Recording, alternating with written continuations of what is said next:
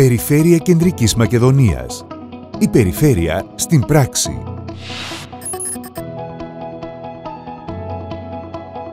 Με έργα περιβάλλοντος που προστατεύουν και δίνουν ανάσα. Ολοκληρώθηκε το έργο της υποστήριξης του Φορέα Διαχείρισης και Λειτουργίας της προστατευόμενης περιοχής Λίμνης Κερκίνης στο νομό Σερών. Η λειτουργία του Φορέα της Διαχείρισης Λίμνης Κερκίνης είναι ένα πολυσύνθετο έργο με πολλούς άξονες.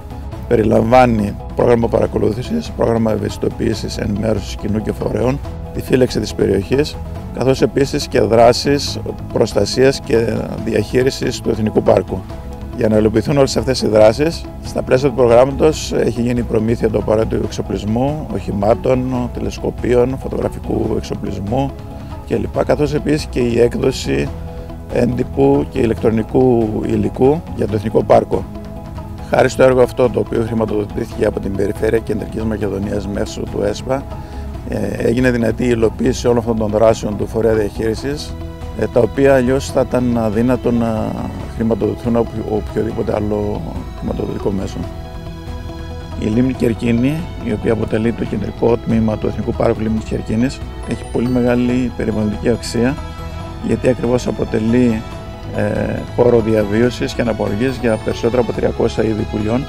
Είναι επίσης ένας από τους 10 υγρότοπους Ραμσάρ της χώρας και αυτή τη στιγμή θεωρείται ίσως η σημαντικότερη περιοχή για παρατήρηση υγροβίων πουλιών στην Ευρώπη. Το σημαντικότερο πρόβλημα που υπάρχει αυτή τη στιγμή στην Λίμνη Κερκίνη είναι η σταδιακή νέκρωση του παραποτάμιου δάσους, οπότε είναι πολύ σημαντική η αναπαραγωγή αυτού του δάσους.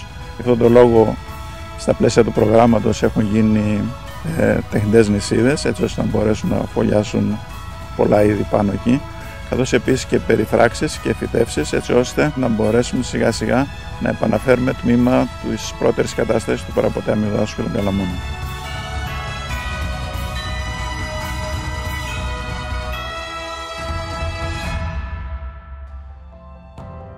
Η λειτουργία του Φορέα Διαχείρισης της Λίμνης Κερκίνης είναι ιδιαίτερα σημαντική. Με αυτόν τον τρόπο έχει επηρεαστεί και η συμπεριφορά των κυνηγών, αποκτώντας μια ιδιαίτερη συνείδηση, αλλά και έχει αναπτυχθεί μια καινούργια συνεργασία με τις κυνηγητικές οργανώσεις. Απευθυνόμενος ο Φορέας Διαχείρισης στο κοινό των κυνηγών, με τις ανάλογες δράσεις ενημέρωσης και ευαισθητοποίησης, είναι γεγονός ότι έκανε τον κυνηγό περιβαλλοντικά πιο συνειδητοποιημένο. Παράλληλα όμως δόθηκε μια ευκαιρία για μια πάρα πολύ καλή συνεργασία με τις κυνηγητικές οργανώσεις. Οι κυνηγοί έχουν ασφαλώς ενημερωθεί για την προστασία της λίμνης, τόσο μέσα από τις δράσεις του Φορέα Διαχείρισης, όσο και από τις γενικότερες δράσεις ενημέρωσης που ασκούν οι κυνηγητικές οργανώσεις. Έτσι μπορούν να απολαμβάνουν τη δραστηριότητά τους χωρίς να προκαλούν ουδέμια αρνητική επίπτωση στο φυσικό περιβάλλον. Χάρη στο έργο που χρηματοδοτήθηκε από την Περιφέρεια Κεντρικής Μακεδονίας, έχει καταφέρει και έχει βοηθήσει πάρα πολύ στο ότι πια δεν υπάρχει παράνομη αλληλεία, τουλάχιστον σε μεγάλο βαθμό. Μέσα από μια οργανωμένη προσπάθεια έχουμε καταφέρει και πια σήμερα είμαστε καλά, βγάζουμε μεγάλα ψάρια και τα κυπρινοειδή και εμείς καταφέραμε σαν Αλευτικός Σύλλογος και σαν ψαράδες να δούμε και εναλλακτικές λύσεις πέρα από το ψάριμα, ώστε να κάνουν τουριστικές πλοίες σε σχέση με την αλληλεία. Η προβολή της λίμνης ως τουριστικού προορισμού στην Ελλάδα και στο εξωτερικό έχει ωφελήσει σημαντικά την τοπική οικονομία. Η λίμνη προσφέρεται ως προορισμός οικοτουρισμού και αγροτουρισμού. Προσελκύει πολλούς τουρίστες για την παρατήρηση πουλιών και την φωτογραφία, αλλά και επιστήμονες, ορνηθολόγους από την Ελλάδα και το εξωτερικό. Ο Φορέας Διαχείρισης της Λίμνης Κερκίνης πρέπει να προβάλλει συνεχώς τον προορισμό Λίμνη Κερκίνη και γι' αυτό το έργο της Περιφέρειας στη χρηματοδότηση της προβολής και της προστασίας είναι απαραίτητο.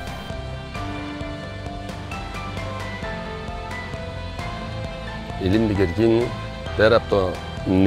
πέρα από το νερό που υπάρχει και εξυπηρετεί τις καλλιέργειες, για το βουβάλι είναι ιδανικό. Εάν δεν ήταν η Λίμνη Κερκίνη, η επιβίωση του βουβαλιού δεν θα υπήρχε. Όπου υπάρχει νερό, το βουβάλι μπορεί να επιβιώσει. Αλλά μιλάω αυτή τη στιγμή που μεγάλωσε μέσα στη λίμνη, μέσα στον υγρότοπο αυτό, γνώρισε το περιεχόμενο, αλλά και δίχως τη λίμνη δεν θα είχα ούτε ένα κέρατο σήμερα το βουβαλιού.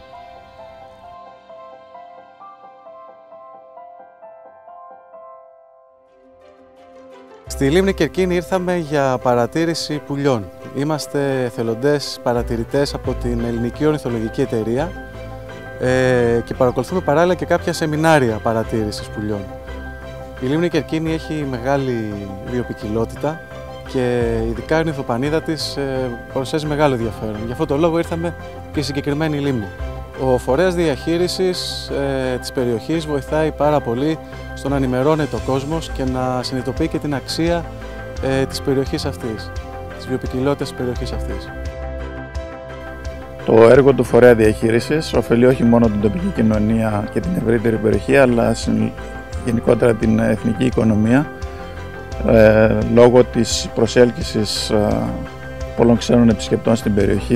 Γι' αυτό το λόγο άλλωστε τα τελευταία χρόνια έχουν αναπτυχθεί υποδομές εξυπηρέτησης όλων αυτών των επισκεπτών, όπως είναι ξενοδοχεία, εστιατόρια, καφετέριες κλπ. Τα οποία παλιότερα δεν υπήρχαν, τουλάχιστον όχι σε τέτοιο βαθμό. Προσφέρει με αυτόν τον τρόπο, συμβάλλει ουσιαστικά με αυτόν τον τρόπο στην ανάπτυξη οικονομική ανάπτυξη της περιοχής. Έργα περιβάλλοντος. Υποστηρίχθηκαν όλοι οι φορείς διαχείρισης προστατευόμενων περιοχών της περιφέρειας Κεντρικής Μακεδονίας. Αναβαθμίστηκε το δίκτυο ίδρευσης της περιφέρειας σε συνολικό μήκος 850 χιλιόμετρων. Ολοκληρώθηκαν 32 έργα αποχέτευσης και επεξεργασίας λιμάτων. Αποκαθίσταται το σύνολο των χωματερών στην Κεντρική Μακεδονία, ενώ το σύνολο των αστικών απορριμμάτων διατίθεται πλέον σε χιτά. Και συνεχίζουμε. ΕΣΠΑ, με τη συγχρηματοδότηση της Ελλάδας και της Ευρωπαϊκής Ένωσης. Επιχειρησιακό πρόγραμμα Περιφέρειας Κεντρικής Μακεδονίας.